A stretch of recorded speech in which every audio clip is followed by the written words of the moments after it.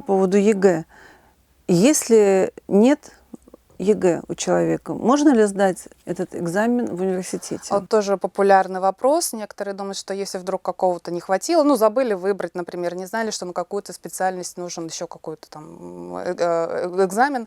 К сожалению, уже нет. Выбор сделан. И здесь есть такой вариант: либо подобрать специальность с тем набором ЕГЭ, который есть, либо есть у нас такие направления, где есть 2 ЕГЭ и 1 внутренний экзамен. Это в основном все творческие.